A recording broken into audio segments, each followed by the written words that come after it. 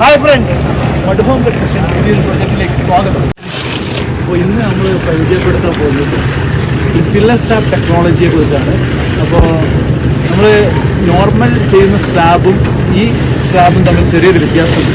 അപ്പോൾ നമ്മൾ filler tiles ഇതിൽ സാൻഡ്വിച്ച് ചെയ്തിട്ടാണ് ഫില്ലർ സ്ലാബ് ടെക്നോളജി ഉപയോഗിക്കുന്നത്. മെയിനായിട്ട് നമ്മൾ ഇത് ചെയ്യുന്നത് പറഞ്ഞാൽ ചൂട് കുറക്കാം.